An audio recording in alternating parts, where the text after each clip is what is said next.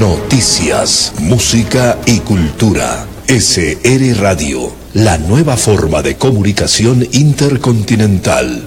www.srradio.com.es. En Prensa Radial, el análisis político del momento.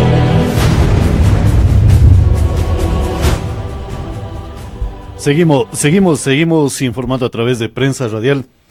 En este momento ya tenemos la presencia del doctor Patricio Valdivieso, con quien vamos a hacer información, principalmente lo relacionado para consultarle desde el punto de vista jurídico. El tema del vicepresidente de la República, la Asamblea Nacional Legislativa, y también cuál es la función y el deber de un fiscal del Estado ecuatoriano para poder formular cargos en contra del vicepresidente de la República cuando la abundancia de información en los medios de comunicación, en las redes sociales, determinan prácticamente caminos de corrupción hacia el vicepresidente de la República del Ecuador.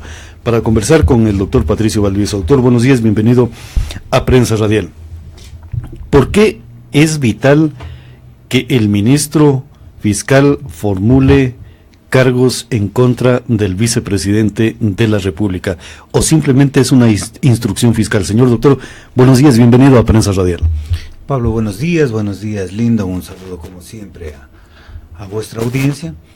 Mire, aquí hay que tomar en consideración algunos parámetros dentro del campo jurídico, y es necesario hacer hincapié de que dentro de la investigación sobre el tema Odebrecht que se le realizaba a Capaya, la fiscal encontró algunos indicios que pueden conducir a una presunta responsabilidad del vicepresidente Glass, que en aquel entonces se divide su actuación en dos designaciones o en dos tipos de servidor público. Uno, cuando ejercía las veces de ministro de los sectores estratégicos, y la otra ya a partir del 2013, cuando es vicepresidente de la República.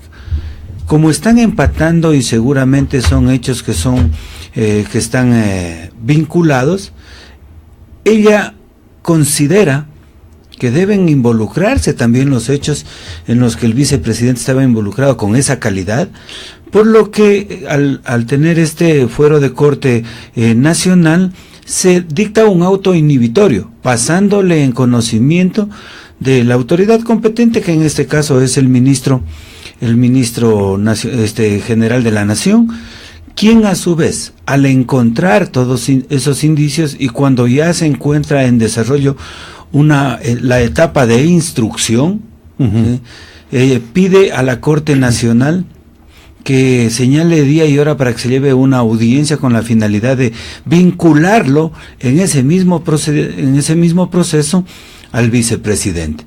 Vinculación que debe precederle la autorización de la Asamblea, lo que antes llamábamos el levantamiento de la inmunidad. Ahora, aquí hay que tener, por eso explicaba al principio esas dos fases, ¿no? Si se investigase solo los presuntos actos de corrupción en los que está involucrado el vicepresidente de la República como ministro, no necesitaban pedir ninguna autorización. Pero como al parecer se lo está vinculando incluso como vicepresidente, o sus actuaciones también dentro de estas investigaciones fueron como vicepresidente, para evitar cualquier percance, seguramente es lo que se está pidiendo, que se le levante la inmunidad, con la finalidad de que al vincularlo se puedan solicitar al juez competente, se dicten las medidas cautelares, con la finalidad de asegurarse que el vicepresidente pueda comparecer a la etapa del juicio en el caso de tener un dictamen acusatorio. Claro, doctor, algunos analistas manifiestan que, por ejemplo, el tema de la asociación ilícita, la figura que se está pregonando por parte del fiscal, no tendría mucho asidero, y más bien sería una situación muy particular que la maneja el señor fiscal. Pero la doctrina, usted sabe que la doctrina es muy gigante y se la puede acervar de otros aspectos, señor doctor. Eso significa que el vicepresidente de la República puede ser considerado incluso por asociación ilícita en aspectos de terrorismo global, en aspectos de narcolavado y otros más que determinen algunas figuras por asociación ilícita, señor doctor. Yo pienso que el direccionarlos a la asociación ilícita, que no es sancionado sino hasta con 6 años, si mal no recuerdo, es tratar de ayudarles, ¿sí? Tratar de direccionarlos por un campo en donde pueden salir avantes y tal vez pagar 2 años, 3 años, con todas las rebajas que existen en el sistema penal ecuatoriano. Pero ese no debería ser el deber de un fiscal, señor doctor. Aquí tenemos que tomar en consideración qué tipos de delitos son en realidad. ¿Hablamos de una simple asociación ilícita? ¿Hablamos de cohecho? ¿Hablamos de concusión? Que son las causales que determina la ley. ¿Hablamos de enriquecimiento ilícito? ¿Hablamos de peculado? ¿Sí? ¿O hablamos de lavado de activos? Personalmente, considero de que todos esos casos, bien investigados, van a determinar que hay una responsabilidad penal por peculado. Ya. Tanto autores intelectuales, los autores ejecutores de la e incluso autores coadyuvantes, porque todo esto hubo un tramado para saquear el país. Incluso, no sé si podamos ir un poco más lejos, y hay otra figura, sí, que testaferrismo tal vez. No, el testaferrismo habrá que irlo siguiendo para los familiares que les ayudan a esconder las cosas, o los amigos cercanos, paniaguados o empleados que les están ayudando. ¿Cuál sería la figura, doctor? La figura es, hay una delincuencia organizada que es sancionada, si mal no recuerdo, hasta con 12 años. Entonces, doctor, porque aquí se organizaron en torno a un movimiento político para delinquir. Pero lo que usted está manifestando es sumamente grave, porque allí existen autores materiales e intelectuales, y eso significa que lo hacen con conocimiento de causa. Lo hicieron. Entonces ya no es que, claro, ya no entra la sospecha de que simplemente por error de buena fe, como manifiestan la Revolución Ciudadana, Pablo, señor doctor. Lo hicieron con harto pensar. Desde que llegaron, armaron una constitución que les quedaba como un traje licra para hacer lo que les da la gana. Con esa constitución fueron tomando poder y fueron cambiando las leyes para perseguir a sus contrarios y protegerse en el presunto caso de que se les vaya de las manos, como fue ahora. Y el caso más emblemático es el tema del peculado. Claro, pero esas leyes que las hicieron a su traje y a medida, señor doctor, a lo mejor los va a latiguear el día de hoy. Por eso yo le digo, o sea, si el señor ministro fiscal dice que es asociación ilícita, entonces les puede caer como una espada de Damocles, señor doctor, cuando usted hace referencia de una organización delincuencia organizada, si mal no recuerdo, es algo así, la figura delictiva, que estaba un artículo antes de la asociación ilícita. Y si estamos en asociación ilícita, por eso yo le decía narcoterrorismo, narcolavado, a lo mejor puede ser también terrorismo internacional. No, la asociación ilícita solo tiene una pena privativa, creo que es hasta 5 o 6 años. No, pero la sanción y las investigaciones internacionales serían muy profundas en ese sentido, señor doctor. Sí, eso sí habría que verlo, porque incluso en el Ecuador se han cometido delitos de lesa humanidad. Claro. Sí, se han cometido exabruptos sancionados y juzgados por el contexto internacional, que algún momento van a tener que pagar. Doctor, jurídicamente es pertinente el juicio al vicepresidente de la República. ¿El juicio político o el juicio penal? El penal. A ver, el juicio político seguramente van a tratar de volverlo a proteger. Sí, el juicio político simplemente busca en este caso abrir la posibilidad de destituirlo, ¿sí? Pero esto para que se defienda en la justicia ordinaria. Pero esto ya va más allá. Doctor, pero a ver, lo que nos molestaría prácticamente es de que siga ganando el sueldo el vicepresidente sin funciones. Sin embargo, quitando esta situación, él seguirá ganando el sueldo en su calidad de vicepresidente, así lo voten. Claro, pero por lo tanto, hay que recordar también lo político, porque decían, prohibido olvidar, ¿no se jactaban de que todos los presidentes no tienen por qué recibir sueldo? claro. ¿Y en qué quedó eso? ¿O era la chispa que la prendieron solo ese momentito, cuando se querían hacer los inmaculados? ¿Por qué no le quitan en este momento el sueldo a Correa? ¿Y por qué el mismo vicepresidente no dice a la Asamblea, saben señores, renuncio a mi inmunidad parlamentaria, y si yo no tengo deuda con nada en el Estado en materia jurídica, aquí estoy para presentarme a los tribunales de justicia? En ese caso, ya se adelantó un poco Glass, porque son súper astutos. En la mañana se daba la noticia de que hay un dictamen, hay un informe de la fiscal inhibiéndose, diciéndole que está involucrado presuntamente el vicepresidente, por lo tanto debe llamarse a una audiencia de vinculación. ¿Y qué es lo que salió en la tarde a decir el vicepresidente? Yo les pido a mis compañeros de la Asamblea que den paso a mi vinculación, que me levanten la inmunidad con la finalidad de defenderme, de seguirme defendiendo. Pablo, ¿cuántos años usted tiene? Bordea los 50, ¿no? Más o menos. ¿Alguien lo ha perseguido tantas veces? Nadie. ¿Por qué no lo persigue nadie? Porque no ha hecho nada. Porque el traicionar... Solo se defiende el que ha hecho barbaridades. Exactamente, señor doctor. Por eso yo manifiesto, si nada teme, claro, nada debe. ¿Cuál es el problema? El vicepresidente decía, he sido el vicepresidente más auditado de todos los tiempos. Oiga, si en su gobierno, pero cuando ustedes pusieron contralor, cuando ustedes pusieron fiscal, exacto, cuando ustedes pusieron las reglas, cuando ustedes pusieron procurador, cuando ustedes pusieron superintendentes, cuando ustedes pusieron jueces de la Corte Nacional, jueces de la Corte Constitucional, usted es el más auditado, pero es lógico.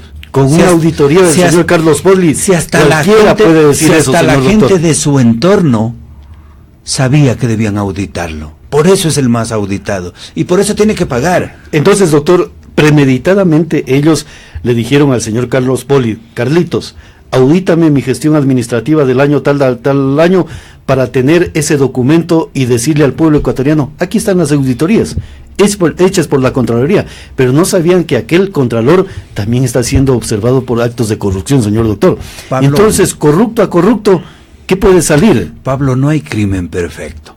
Imposible. Verá, no hay crimen perfecto, y le voy a decir por qué encaja en esto la idea que viene de una película. No hay crimen perfecto. Utilizan la Asamblea para hacer las leyes a su medida. Y cuando el Contralor sale a decir que va a auditar la deuda pública, tanto la interna como la externa, desde Bélgica, el que llevaba la corona de la década saqueada, dice, ya no nos pueden auditar, Exacto. Nosotros ya pedimos la auditoría. Ya nos auditaron. A nosotros ya nos auditaron hasta el 2015. Y por si acaso, cogieron y cambiaron la Constitución. Reformas parciales las convirtieron en enmienda para utilizar la Asamblea y quitarle, dentro de las facultades de la Contraloría, en el control de gestión. Entonces, todo lo fueron. Por eso le digo que tranquilamente puede caber una investigación por ese delito de delincuencia organizada. Entonces, pero sale el Contralor y les dice, a ver un ratito, yo no voy a auditar la gestión, yo voy a auditar las cuentas. En otras palabras, ¿qué les está diciendo? Yo no voy a auditar lo que hicieron, sino lo que robaron. El dinero. Ese es lo que van a auditar. Lo que se llevaron. Claro. Porque la gestión administrativa, a lo mejor con los documentos, el informe tal determina que está bien todo el trabajo de la obra que se va a hacer. Lo sacramentaron. Claro. Por ejemplo, hablemos aquí en castellano, en lo que sería la provincia de Loja. El tema de la vía lateral de paso. Vamos a auditar esa obra. Institucionalmente, administrativamente. pero el monto económico es el que deben de investigarse. Y allí está, a lo mejor, el documento que sale de cómo se dio esa contratación y cuáles son los montos Pablo, reales. y estas prácticas son también dadas en Loja. Yo le decía, La corrupción también está en Loja, señor doctor. A ver, Pablo y Lindon, y amigos que nos ven a través del sistema virtual. ¿En cuánto está Regenerar? ¿Cuánto se contrató? 52 o 53 millones. Dicen que va a ser 80 millones de pongámosle dólares. 53 millones. El contrato real son 23, 24 millones, 25 millones, pónganle, pero con los tres, lo que le toca con las tres entidades. No, con las tres entidades serían 50. 53 millones. Los carteles del municipio, las pancartas, dicen que la obra Regenerar está en 70 millones. O sea, 20 millones ya de nos están avisando que hay precios más altos que pagar. Y yo estoy de acuerdo con usted cuando eso terminaremos pagando 80 o 90 millones de dólares. A ver, un ratito. Al exalcalde y al alcalde actual, ya, a través de los medios públicos, al exalcalde en sesiones de cabildo, les dije, hay una figura en el sistema de contratación pública que encaja en esta contratación, ya, que es la licitación por precio fijo. ¿Qué evita ese tipo contractual? En primer lugar, que hayan sobreprecios, con los consabidos contratos complementarios, con los reajustes de precios, incluso con los excedentes. ¿Qué lográbamos? Por mandato legal de la Ley Orgánica del Sistema Nacional de Contratación Pública. Fijar el valor. De que el valor sea inamovible, de que no se le cobre más de lo contratado al municipio, por ende a los lojanos, y que la mano de obra sea utilizada de los lojanos. ¿Por qué no quisieron hacer ni el uno ni el otro? ¿Por qué Bailón no quiso entender? Porque esto le corresponde a quien suscribe el contrato. ¿Por qué Castillo no quiso tampoco entender? Entonces nos da dudas. ¿Sí? A lo mejor la doctrina de Odebrecht se podría haber fraguado en la ciudad de Loja. Mira, habrá que ver. Solo estamos dando un tips. Claro, yo también estoy pensando. Solo estamos dando un tips de lo que después va a suceder. Ayer le acabamos de pedir al alcalde, con mi firma, mi número de cédula y cumpliendo todos los pasos, que me entregue copia certificada de las liquidaciones presupuestarias de los años 2014, 2015 y 2016. Son documentos públicos. ¿Liquidaciones de qué, señor? De los presupuestarios, de los presupuestos. ¿De la proforma presupuestaria? Reales. No, una cosa es la proforma presupuestaria que debe aprobarse hasta el 10 de diciembre, y otra cosa es lo realmente gastado cada uno de esos años. Es otra cosa muy que de acuerdo al COTAD tiene que como máximo liquidársela al 31 de enero del año subsiguiente. Es decir, el presupuesto del 2014 tuvo que liquidarse como máximo y tener la liquidación presupuestaria hasta el 31 de enero del 2015 y así consecutivamente. O sea, en otras palabras, usted puede advertir si estuvo inflado el presupuesto, si había recursos económicos, había desfinanciamiento.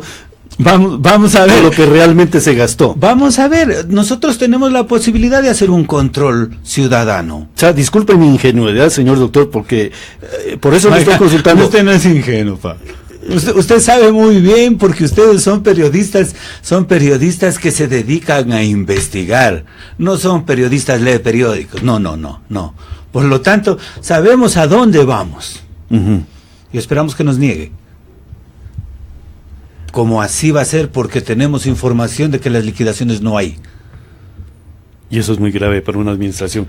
Doctor, pero centrándonos en el tema político del vicepresidente de la República.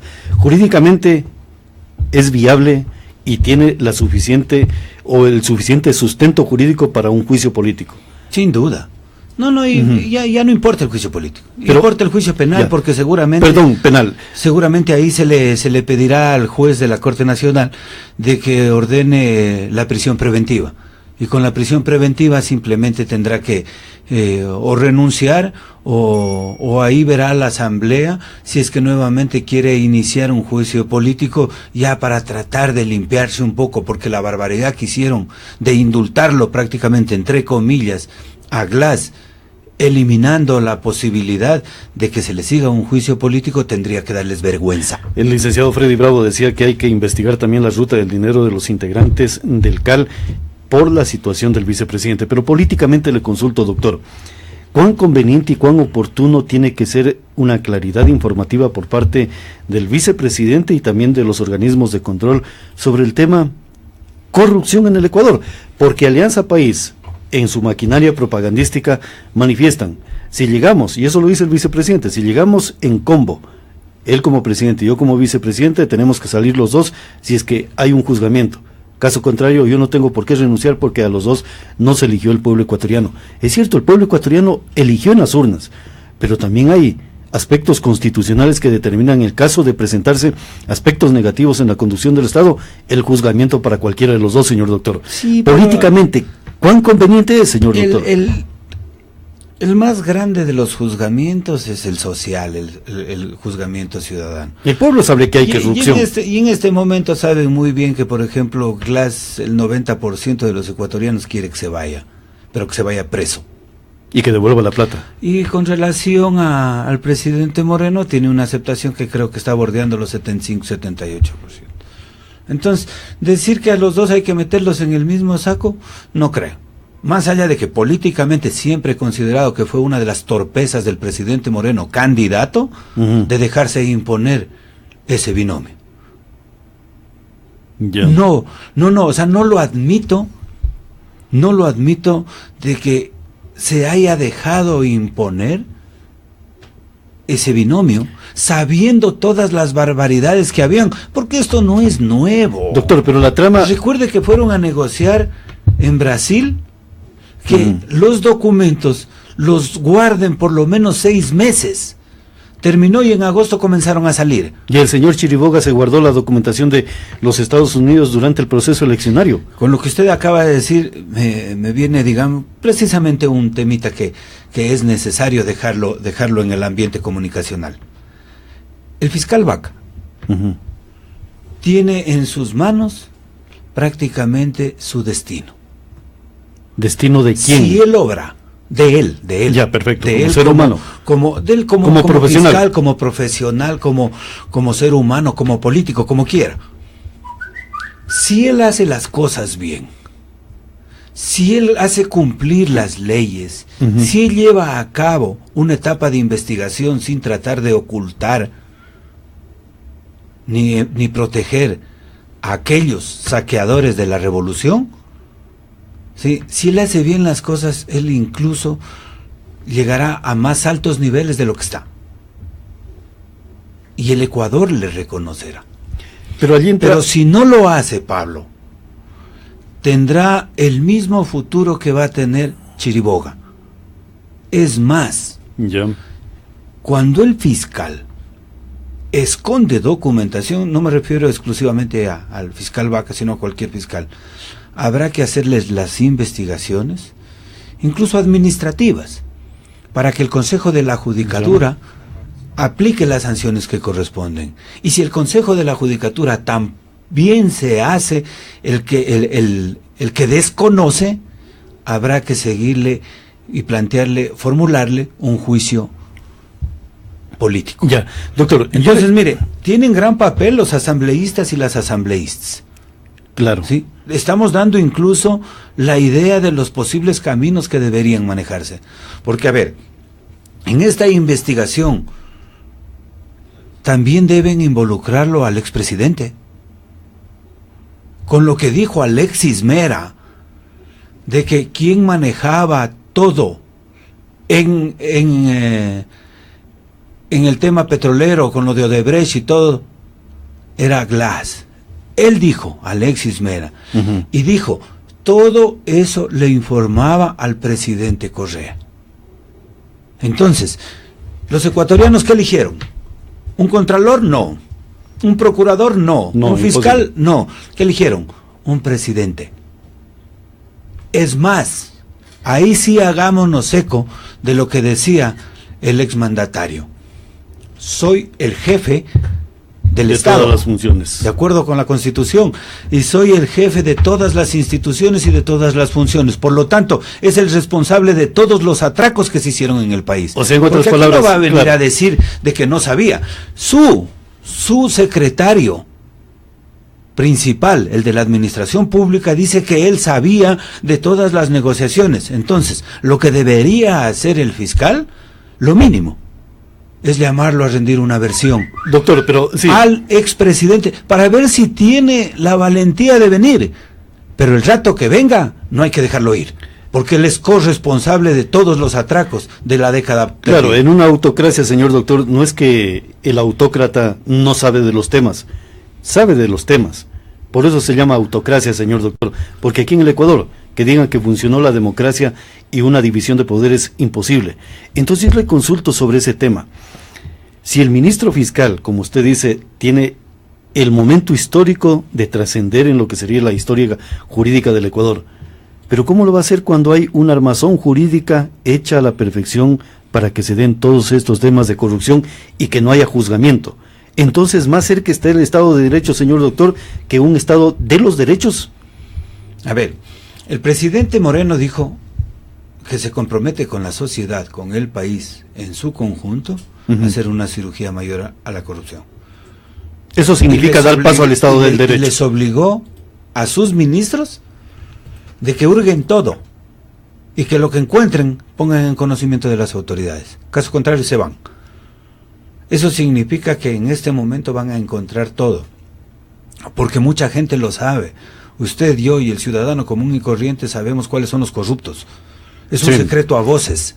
Lo que pasa es que trataron de encubrirse. Por lo tanto, como no hay crimen perfecto, hay que simplemente irles encontrando los documentos con los que fueron armando todo este saqueo.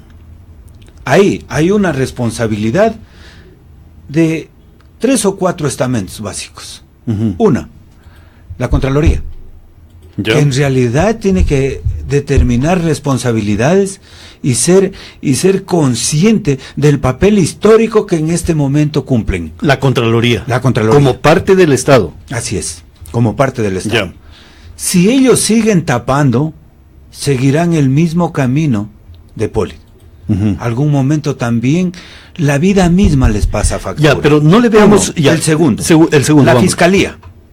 Ya. La Fiscalía debe implementar dentro de sus investigaciones todos los métodos posibles, jurídicamente hablando, para determinar estas responsabilidades y todo este andamiaje de corrupción que había.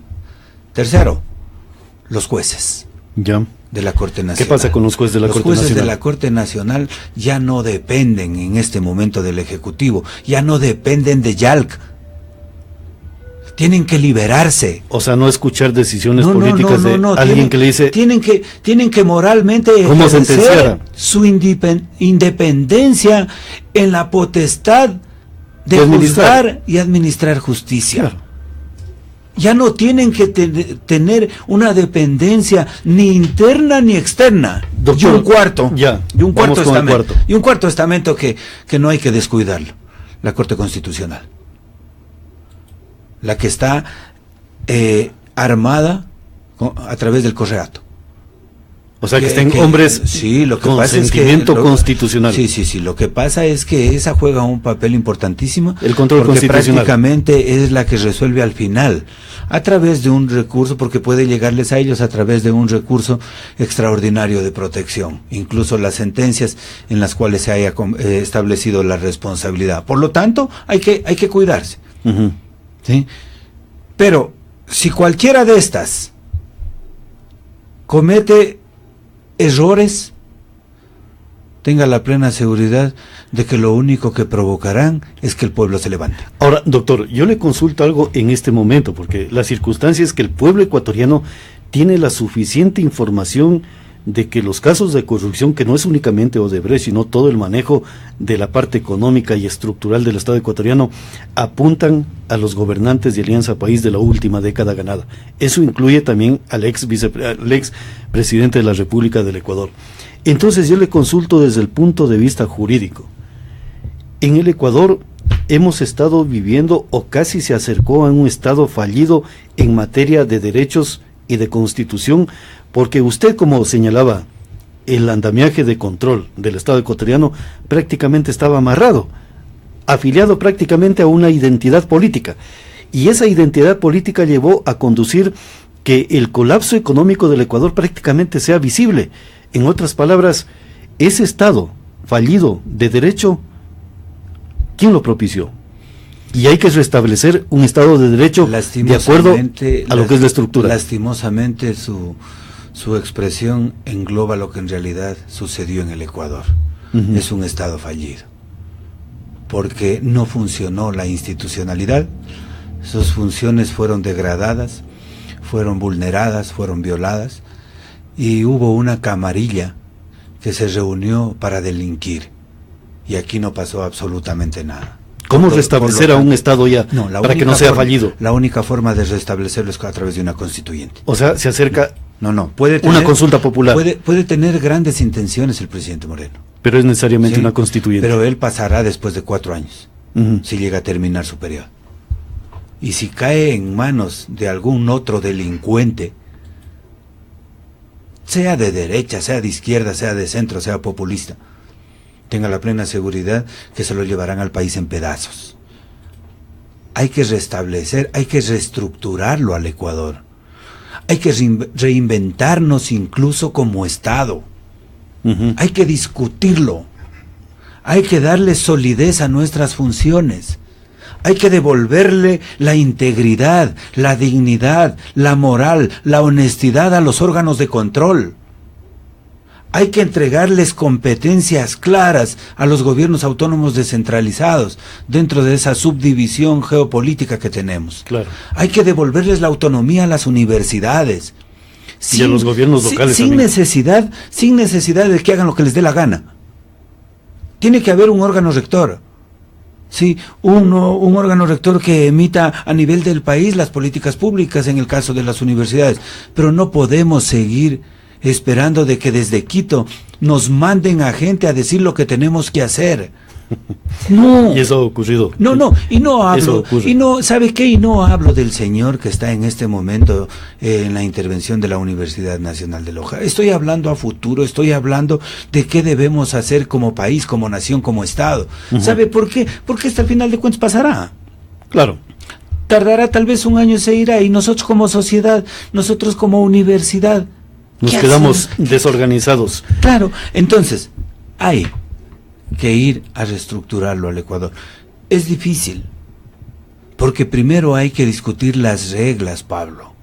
Exactamente. No podemos, la calentura no está en las sábanas.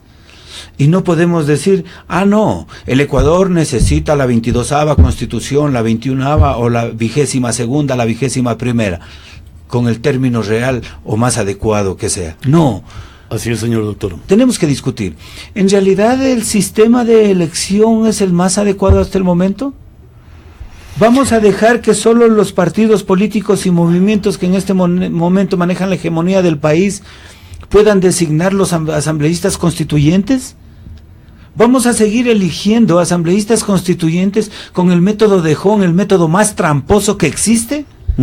¿Vamos a seguirle entregando una hegemonía bipolar a Quito y Guayaquil para que tomen las decisiones por el resto de las 22 provincias del país?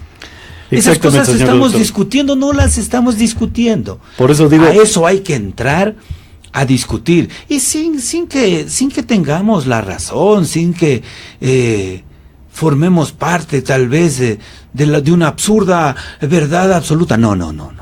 Discutámoslos. Así es, señor Involucremos a las cámaras de comercio, involucremos a las universidades y sus facultades de jurisprudencia, involucremos a los gremios profesionales, involucremos a la sociedad civil, a los grupos sociales, discutamos. busquemos una gran salida y de ahí sí exijámosle, presidente, llame a una consulta para ver si el pueblo requiere de una constituyente conforme lo establece el artículo 444 de la norma suprema. Exactamente, señor doctor, muy bien. Esta apreciación política del doctor Patricio Valdivieso en Prensa Radial. Tenemos que salir del estado fallido al que condujo Alianza País a la República del Ecuador.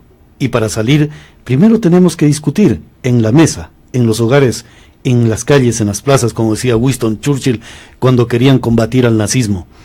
Tenemos que combatir en las montañas, en todo. Así debemos de hacer para un tema de la constituyente de la República del Ecuador, para fundamentar correctamente las normas constitucionales, para evitar este tipo de estados fallidos que nos puedan conducir a una debacle como la que hemos tenido en la última década. Y esperemos que esta modificación se dé para poder juzgar los actos de corrupción en el Ecuador. Seguimos informando a través de Prensa Radial.